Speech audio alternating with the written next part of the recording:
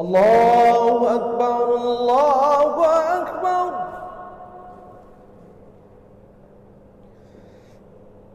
Allah bisa menghadapi keadaan zaman yang sangat-sangat buruk,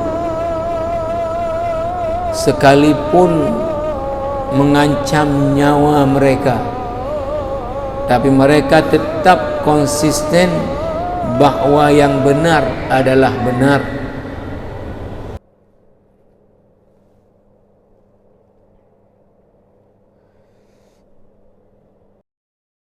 Bismillahirrahmanirrahim. Assalamualaikum warahmatullahi wabarakatuh. Alhamdulillahilladzi akhbarana bi anna as-sa'ata atiyatun la rayba fiha. والصلاة والسلام على النبي المصطفى الذي أخبرنا بأماراتها وعلى آله وأصحابه ذوي النهى ومن تبعهم بإحسان إلى يوم الدين. أما بعد. Hadirin hadirat sidang jamaah salat maghrib yang dimuliakan Allah, para pendengar radio Baitur Rahman, RRI, dan juga radio-radio lainnya yang menyiarkan secara langsung halaqah maghrib dari Masjid Raya, rahimani wa rahimakumullahu jami'an. Alhamdulillah, kembali Allah bertemu kita malam ini dalam halaqah maghrib kita, baik secara langsung di Masjid Baitur Rahman ini maupun melalui media radio. Seperti yang sudah saya sampaikan yang lalu, bahwa setelah kita bahas secara panjang lebar tentang fitnah zaman, maka kita akan angkat contoh-contoh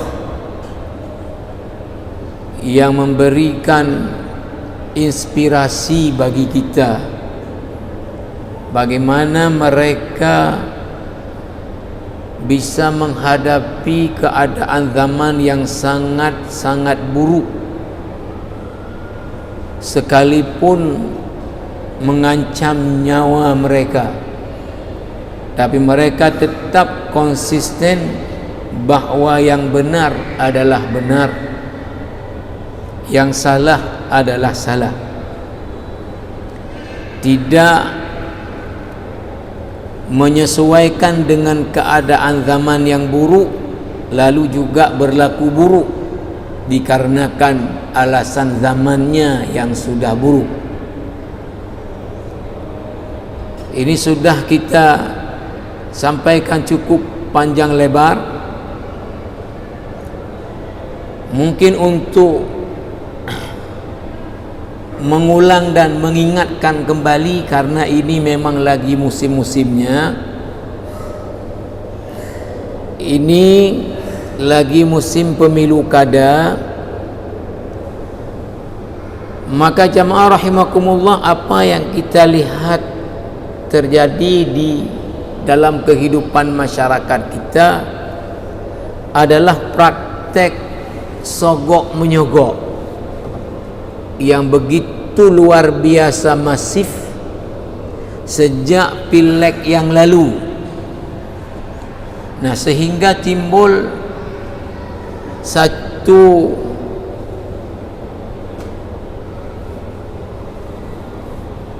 semacam satu anggapan bahwa sekarang ini kalau kita maju mencalonkan diri lalu tidak menyogok pemilih, maka enggak akan dipilih. Maka kita sekarang ini harus menyesuaikan dengan zaman. Zamannya sudah menuntut kita harus melakukan sogok menyogok, sekalipun secara agama haram, tapi tidak ada pilihan lain karena sudah dituntut oleh zaman. Ini yang kita sebut dengan fitnah zaman. Masyarakat si penerima juga sogok menganggap bahawa sekarang sudah zamannya memang. Karena apa? Hampir semua orang ambil, sehingga kalau kita tidak ambil menjadi aneh, karena semua orang sudah pada ambil. Belum lagi kemudian muncul statement bahawa sekaranglah saatnya kita ambil dari mereka calon pemimpin, karena nanti setelah mereka jadi pemimpin, mereka ambil punya kita rakyat. Jadi salinglah berlomba-lomba di dalam dosa. Nah, jamaah rahimakumullah, sudah kita sampaikan dengan berbagai hadis-hadis Nabi sallallahu alaihi wasallam bahawa Nabi tidak pernah meminta kita dalam menghadapi zaman yang buruk untuk menyesuaikan ikut dengan keadaan zaman yang buruk. Tapi kita tetap diminta untuk bertahan dengan kebenaran, sekalipun tinggal sendiri saja yang benar, lain semua sudah rusak. Tidak ada istilah kompromi dengan keburukan zaman. Ini sudah sangat terang benderang kita jelaskan dalam hadis-hadis Nabi. Berikut ini kita baca salah satu kisah yang begitu menakjubkan, bagaimana mempertahankan kebenaran di zaman yang sangat-sangat buruk, padahal beliau punya senjata yang diberikan oleh agama untuk beliau gunakan, tapi tidak mau beliau gunakan. Sebetulnya kisah ini sudah pernah kita angkat di sini ketika kita membahas dulu tentang masalah sabar dengan kitab A'malul Qulub, pekerjaan-pekerjaan hati, karya Syekh Saleh Al-Munajjid. Tetapi karena ini hubungannya dengan apa yang kita bahas, fitnah zaman, sangat-sangat relevan, maka kita angkat balik untuk menjadi i'tibar, menjadi nasihat bagi kita. Apa kisahnya? Adalah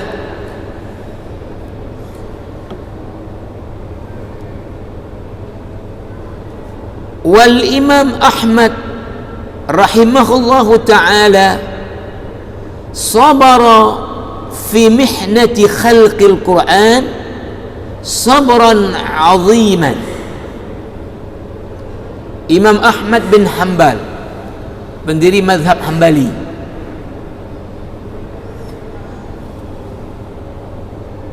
di sini akan diceritakan bagaimana Imam Ahmad bersabar fi mihnati khalqil Quran, di dalam ujian terkait dengan masalah apakah Al-Quran itu makhluk atau bukan makhluk.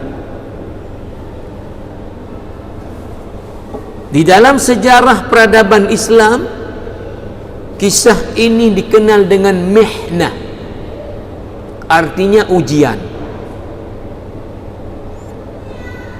Ujian apa jamaah rahimakumullah dan para pendengar? Ketika ulama-ulama Mu'tazilah mampu mempengaruhi kekuasaan dinasti Bani Abbas, sehingga mereka mampu berkolaborasi dengan kekuasaan untuk memaksa paham mereka itu diterapkan dalam kehidupan masyarakat. Mazhab Mu'tazilah itu diterapkan dalam kehidupan masyarakat. Mereka masuk melalui kekuasaan.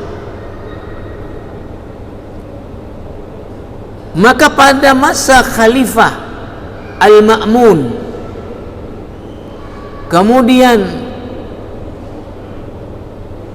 Al-Mu'tasim Billah, kemudian Al-Wathiq Billah, 3 khalifah dari dinasti Bani Abbas telah mampu dipengaruhi oleh ulama Mu'tazilah, sehingga kekuasaan dinasti Bani Abbas waktu itu memaksakan terutama para ulama untuk ikut paham Mu'tazilah. Mungkin saya mau buat di sini satu statement bahwa kalau kita temukan sekarang dalam kehidupan ada aliran, ada kelompok, ada faham di dalam umat Islam ini yang berusaha untuk mempengaruhi kekuasaan. Artinya apa? Mendukung orang itu untuk berkuasa, nanti dengan komitmen bahwa paksakan masyarakat untuk harus ikut paham kami. Itu bukan barang baru. Ini bukan barang baru, tapi ini sudah dari dulu terjadi. Bagaimana zaman itu ketika Al-Ma'mun berkuasa? Ini yang pertama sekali mampu dipengaruhi oleh ulama Mu'tazilah, sehingga Al-Ma'mun sendiri berpaham Mu'tazilah dan dia paksakan semua ulama harus sepaham dengan Mu'tazilah. Maka ulama-ulama zaman itu dipanggil untuk menghadap Al-Ma'mun, dan kemudian di samping Al-Ma'mun ada ulama Mu'tazilah. Di dalam paham Mu'tazilah, Al-Quran adalah makhluk, karena mereka melihatnya adalah Quran yang sudah dicetak, yang mushaf. Kalau mushaf, ia makhluk, dia kertas. Tetapi Al-Quran sendiri itu adalah kalam Allah, maka dia bukan makhluk. Ini pahamnya Ahlus Sunnah wal Jamaah. Quran itu kalam Allah, maka dia bukan makhluk. Maka ulama-ulama diuji, itu disebut dengan mihnah tadi. Diajukan pertanyaan, menurut kamu Quran makhluk apa bukan? Maka kalau dijawab Quran adalah bukan makhluk tapi itu kalam Allah, maka ulama tersebut akan dihukum, banyak yang sampai kepada hukuman mati, dipancung lehernya. Nah, salah satu di antara sekian ulama yang diuji dengan ini adalah Imam Ahmad bin Hanbal. Berikut ceritanya dalam kitab A'malul Qulub ini.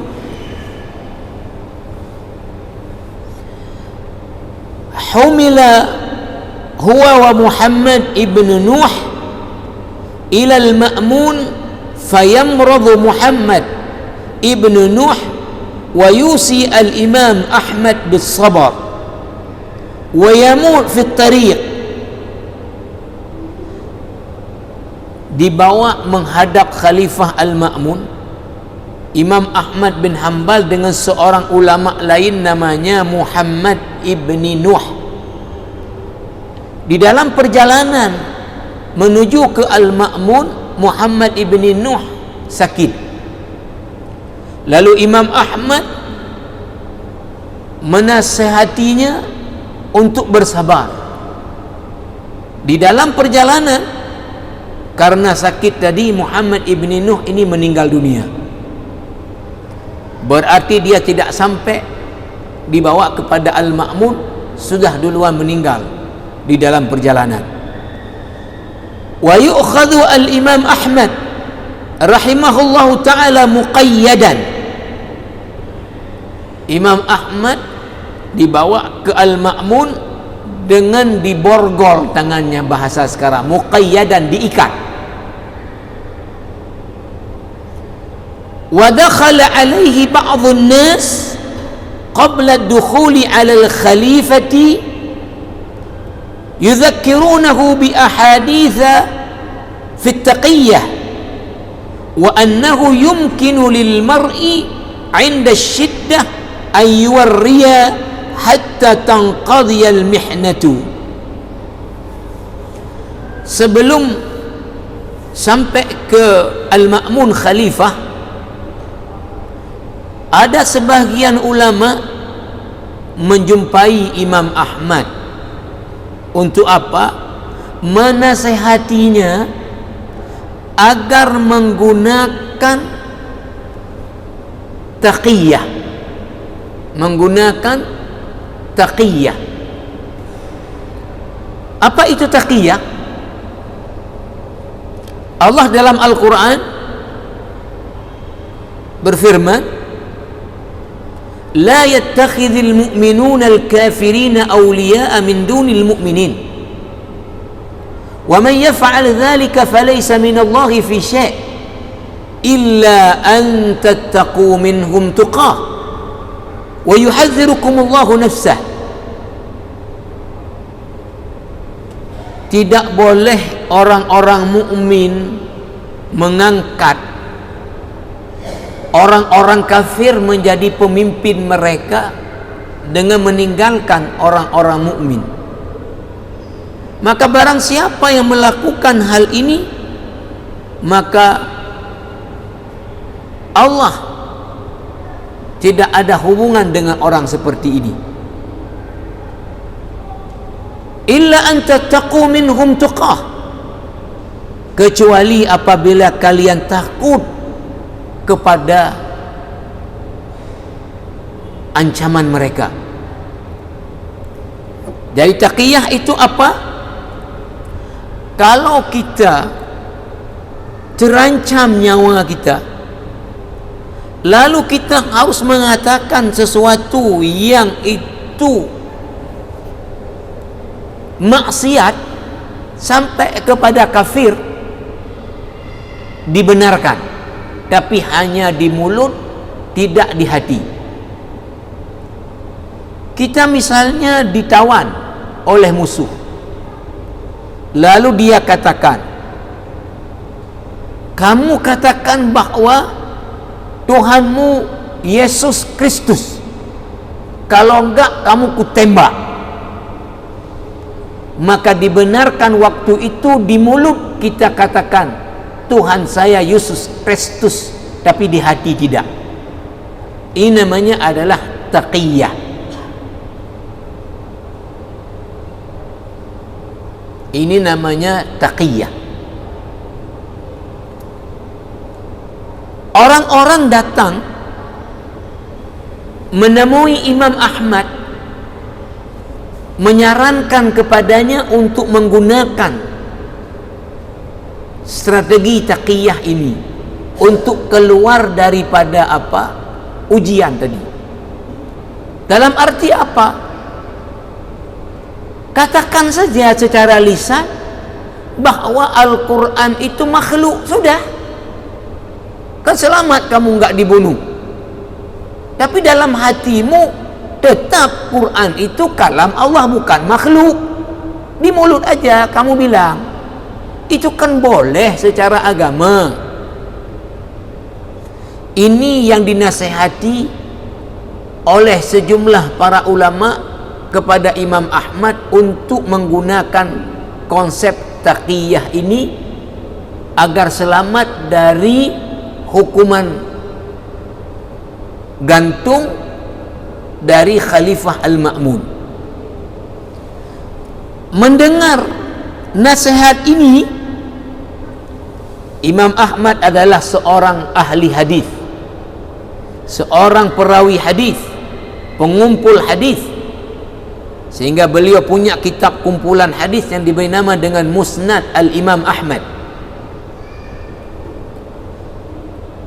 Mendengar saran dari sebagian para ulama agar beliau menggunakan dari konsep taqiyah, apa kata Imam Ahmad? Faqala kaifa tasna'una bihadithi Khabbab? Apa pendapat kalian terkait dengan hadis Khabbab? Apa hadis Khabbab? Yaqsidu hadis Khabbab ibni Art radhiyallahu anhu qala syakawna ila Rasulullah sallallahu alaihi wasallam qulna lahu ala tantasiru lana ala tad'u Allah lana. Hadis Khabbab ini, jamaah rahimakumullah, ini kalau kita baca di kitab Ar-Rahiqul Makhtum tentang Sirah Nabawiyah karya Syekh Safi Rahman Al-Mubarakfuri, ketika awal-awal Islam di Mekah, maka pengikut-pengikut Rasulullah, terutama mereka dari kalangan orang-orang lemah seperti Bilal bin Rabah yang orang Ethiopia budak, keluarga Ammar bin Yasir, termasuk Khabbab ibni Art ni, itu mendapat penyiksaan luar biasa dari pemuka-pemuka Quraisy. Dijemur di panas matahari, kemudian dicambuk karena mengikut ajaran yang dibawa oleh Muhammad. Khabbab ini udah enggak tahan lagi dia dengan penyiksaan-penyiksaan. Maka satu hari Nabi sedang di Masjidil Haram. Ya tentu Masjidil Haram masih penuh dengan patung-patung. Datang Khabbab menghadap ke Nabi. Lalu Khabbab bilang kepada Rasulullah, ala tantasiru lana ala tad'u Allah lana. Rasulullah, tolonglah engkau minta pertolongan supaya Allah bantu kita. Mohonlah kepada Allah untuk bantu kita, kata Khabbab. Faqala, Nabi meresponnya dengan apa? Nabi bersabda, kana ar-rajulu fi man qablakum yuhfaru lahu fil ard fayuj'alu fihi fayuja'u bil minshar fayudha ala ra'sihi fayushaqqu bisnataini wa ma yasudduhu dhalika an dini. Kata Rasulullah kepada Khabbab, orang terdahulu sebelum kita, umat para rasul terdahulu, itu ada yang apa? Yuhfaru fil ardi, digali lubang, fayuj'alu fihi, dimasukkan dia ke dalam lubang yang digali tadi, sehingga tertanamlah badannya, tinggal leher dengan kepalanya di atas tanah. Fayuja'u bil minsyar, dibawalah gergaji, fayudha' ala ra'sihi fayushaqqu bisnataini, lalu kemudian gergaji tadi itu ditaruh di atas kepalanya, digergaji kepalanya sehingga terbelah dua, sehingga kepalanya terbelah dua.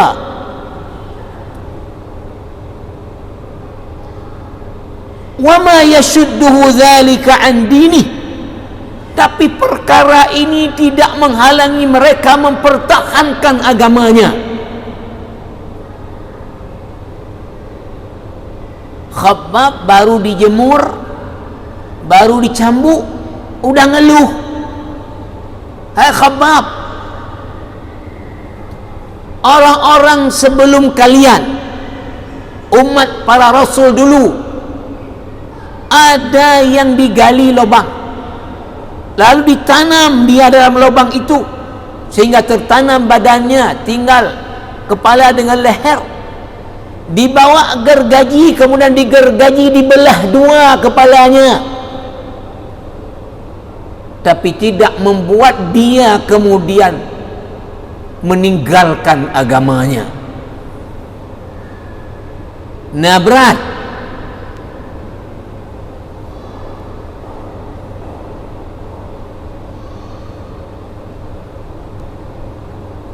Ini baru menyahan datogok, hai pilih. Ada datogok. Menyahan datung ikun-kun.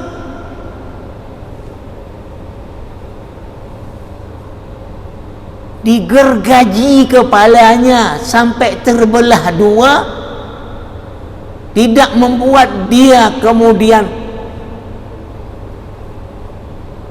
meninggalkan agamanya, tetap mempertahankan kebenaran sekalipun kepalanya digergaji, dibelah dua. Kata Rasulullah lagi, wa yumshatu bi amshatil hadid ma duna lahmihi min 'azmin wa ma yasudduhu dzalika 'an dini. Ada juga orang terdahulu yang yumshatu bi amshatil hadid, disisir dengan sisir dari besi, disisir badannya dengan sisir dari besi, maduna lahmihi min 'azmin, sehingga terkelupas dagingnya, tinggal tulangnya. Wa ma yasudduhu dzalika an dinih, tidak membuat itu dia meninggalkan agamanya. Disisir badannya dengan sisir daripada besi, terkelupas kulit-kulitnya sehingga tinggal tulang-tulang, tidak membuat mereka meninggalkan keyakinan agamanya. Ini baru enggak dipilihnya, hanya ada jokok, hai pilih. Maharam, ala haram ke mana mah agama lagi ya?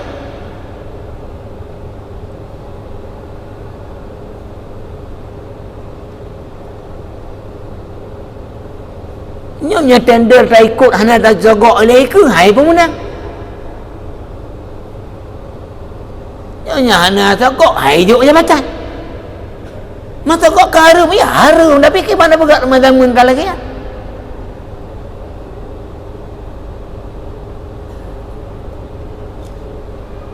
Ini disampaikan hadis oleh Imam Ahmad kepada ulama yang menasihatinya, pakai saja konsep taqiyah, kan boleh, ya boleh secara agama, di mulut katakan saja Quran itu makhluk, di hati bukan, kan selesai, nggak jadi dibunuh, tapi di mulut aja. Tapi Imam Ahmad malah mengatakan, bagaimana menurut kalian hadis Khabbab? orang terdahulu mempertahankan kebenaran agama sampai digergaji kepalanya, dibelah dua, tetap tidak goyah dengan kebenaran agama. Disisir badannya dengan sisir dari besi sehingga terkelupas daging-dagingnya daripada tulangnya, tidak menggoyahkan dia mempertahankan kebenaran agama.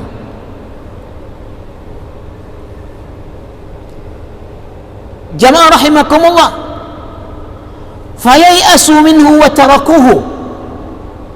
Lalu para ulama ini meninggalkan Imam Ahmad. Nyo hanapa tak nasihati dengan hadis la ilam jikonya ahli hadis. Daya pegah rumusnya ke peduklah hadis lain. Hang kumah. Lalu mereka mundur. Wa qala al-Imam Ahmad rahimahullahu ta'ala, Allahumma la turini wajhal ma'mun, famata al-ma'mun qabla an yasila Ahmad rahimahullah. Imam Ahmad berdoa, ya Allah, janganlah engkau perlihatkan wajah al-ma'mun kepada saya. Maka Imam Ahmad karena ketaatannya, karena ketakwaannya, karena kewaraan, kezuhudannya, Allah terima doanya. Al-Ma'mun mati sebelum Imam Ahmad sampai dibawa menghadap Al-Ma'mun. Mati Al-Ma'mun. Maka dalam masa waktu tidak lama, yaitu 15 tahun, mihnah itu berlangsung 3 khalifah. Al-Ma'mun, Al-Mu'tasim billah, Al-Wathiq billah. Dalam 15 tahun 3 khalifah yang menerapkan dan ikut paham Mu'tazilah. Setelah Al-Ma'mun mati, wa uyyina al-khalifatu alladhi ba'dah wal mihnatu ma zalat mustamirratan, fayaqulu lahu ba'dhuhum ya Ahmad innaha wallahi nafsak innahu la yaqtuluka bisayf walakin yadhubika dharban ba'da dharbin hatta tamut. Berganti khalifah setelah Al-Ma'mun tetap ikut paham Mu'tazilah dan lanjut menguji para ulama. Ujian berlanjut. Maka apa yang terjadi? Fayaqulu lahu ba'dhuhum, sebagian ulama ada lagi yang menasihati Imam Ahmad.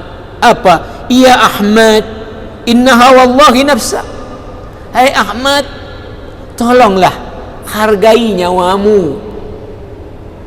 Hargai nyawamu. Innahu la yaqtuluka bisayf. Mereka enggak akan bunuhmu dengan pedang. Walakin yadhribuka dharban ba'da dharbin hatta tamut. Tapi mereka akan cambukmu berkali-kali sehingga kamu akan mati. Bagaimana respon Imam Ahmad? Fa'abar ruju'. Imam Ahmad tak mau robah pendapatnya. Quran itu kalam Allah, bukan makhluk. Dinasihati, hai Imam Ahmad, sayangi nyawamu.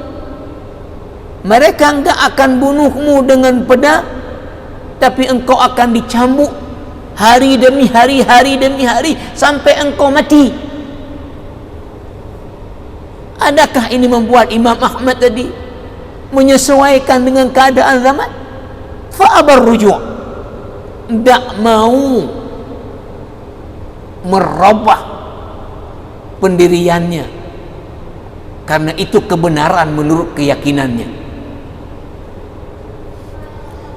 Jamaah rahimakumullah, wa qala al-khalifatu lil Imam Ahmad rahimahullah, ata'rifu Salih Ar-Rashidi, khalifah pengganti daripada Al-Ma'mun, ini Al-Mu'tasim billah. dia berkata kepada Imam Ahmad, sudah dihadapkan di hadapannya Imam Ahmad, ata'rifu Saleh Ar-Rashidi, kamu kenal Saleh Ar-Rashidi? Qala sami'tu bihi, kata Imam Ahmad, saya ada dengar namanya. Berarti Imam Ahmad dengar namanya tapi enggak kenal baik.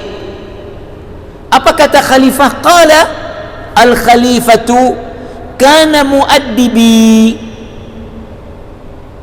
Saleh Ar-Rashidi kata khalifah, itu guru langsung saya, nyan gurelun, kata khalifah kepada Imam Ahmad. Fasa'altuhu 'anil Qur'an fakhalafani, saya tanya dia tentang Al-Quran, apakah makhluk atau bukan. Dia berselisih dengan saya, mengatakan Quran adalah bukan makhluk, kalam Allah. Fa'amartu bihi fawuti'a wa suhiba hatta mata, saya perintahkan dia diinjak-injak dengan kuda, lalu diseret di jalan sampai mati. Ini lihat syok terapi khalifah kepada Imam Ahmad. Nakaturi roh Saleh Ar-Rashidi, kata Imam Ahmad, lon dengar nana, maknanya apa? Tidak terlalu kenal tapi tahu. Kata khalifah apa? Saleh Ar-Rashidi yang gurelon langsung, yang pernah butlon, yang pernah lon agama. Tetapi awak telun tanya tentang Quran pemakhluk, pekat. Dia jawab Quran bukan makhluk, maka saya perintahkan dia diinjak-injak, diseret di jalan sampai mati. Maka ini maknanya apa? Pelongkahnya kan gurelon kupabihkah?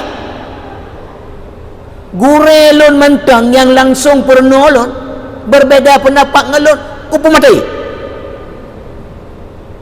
Pelongkahkan gurelon kupabihkah? Nah, adakah Imam Ahmad goyah dengan ancaman khalifah ini? Karena waktu bersambung ke minggu depan seperti sinetron juga. InsyaAllah kita sambung pada kesempatan yang akan datang, karena ini waktunya dan ceritanya memang masih panjang. Subhanakallah bihamdika asyhadu an la ilaha illa anta astaghfiruka wa atubu ilaik. Assalamualaikum warahmatullahi wabarakatuh.